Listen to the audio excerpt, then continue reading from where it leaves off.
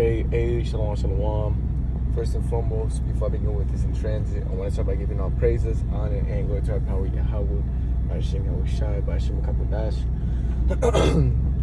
Yahweh is the name of the Heavenly Father, who the world ignorantly calls God. Yahushai is the name of His only begotten Son, who the world ignorantly calls Jesus. Double honors to the apostles, the elders, the great millstone, who rule well and teach well. Shalom to the whole full elect and your argument, your brothers preaching this word throughout the four corners of the earth with all truth and sincerity, making your calling and election sure, man. Shalom, shalom. And this is going to be in transit, just going into, the famine and how us man, we're going to be straight. So when you read the book of Isaiah, the 65th chapter, it goes into, his servants. And his servants, the scriptures say that my servants shall eat, but ye shall be hungry. Behold, my servants shall drink, but ye shall be thirsty. Behold, my servants shall rejoice, but they shall cry for sorrow of heart and vexation of spirit, man. Something to that effect at the end. So Jacob's trouble, man, if we be that number of the elect, right, with confidence, of course, we're not worrying about stocking up or, prepping and getting ready for, the end times or whatnot, right? Because when we read the book of Matthew, the 6th chapter, it also tells you that, we don't need to be doing all that. You can read it down to Matthew 6, and you can start at 26, 25, somewhere around there, 24. But nonetheless, we don't need to stock up and think about what we're going to eat and what we're going to drink or what we're going to wear when shit hits the fan, right? But we know that, in those days, be ye even as pilgrims upon the earth. And this is why us now we're going to have a different type of, how do you say, we're going to have a different spirit towards us, a different aura, as Jake in the world likes to say, that people are going to notice, man. Because the scriptures say, make not haste in the time of troubles, pursuant to the book of Sirach. Brothers ain't going to be spazzing out or bugging out once Esau causes a false flag or something major to, happen. Which we understand that he is going to do something to that effect, right? He's going to catch people off guard, right? Ordo ab chaos. So he needs to bring chaos in order to bring order. So that's what's going to be happening, man. And us brothers, man, this is where these precepts have to be marinating in your mind, man. The scriptures say in the book of Isaiah 33 and 6, for wisdom and knowledge shall be the stability of thy times. Wisdom and knowledge shall be the stability of thy times, man. That's how you're going to have stability. And not just any wisdom, man, because you have Jake that has a lot of wisdom in the world, has a lot of knowledge of the world, but not of the spirit of Yahweh Bashim Yahushai. And that's where they're going to come short, right? Because you can have all the knowledge of, bushcraft,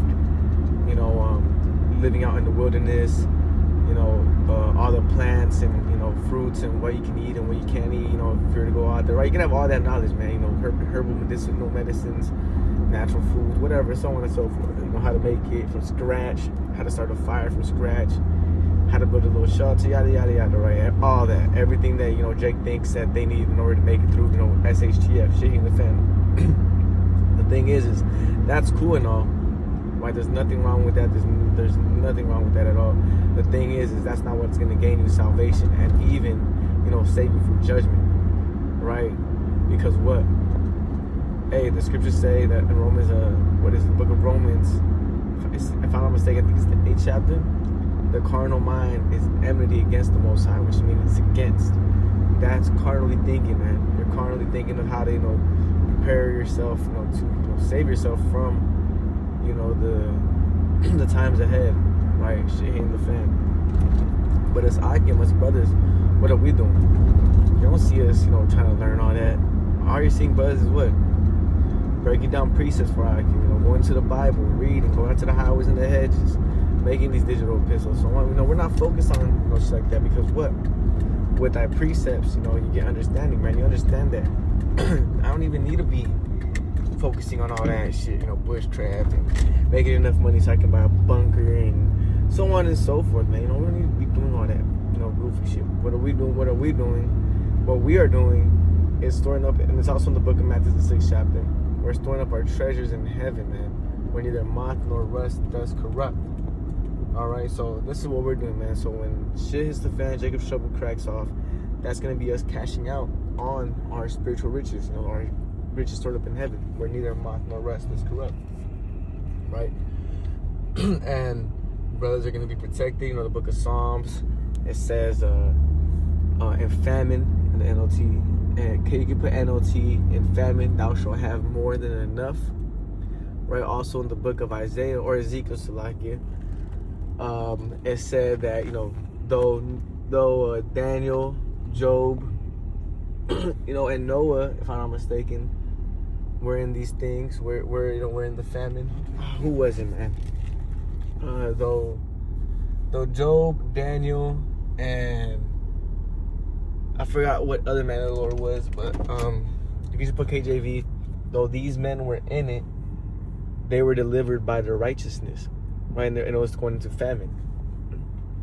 And then when you read the book of Psalms, right, it says in famine thou shalt have more than enough. Also in the book of Proverbs, it says that our sleep is going to be sweet in those days, man.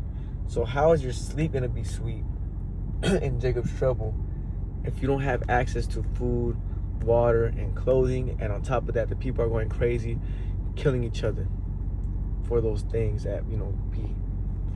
How are we going to be having a sweet sleep in those moments?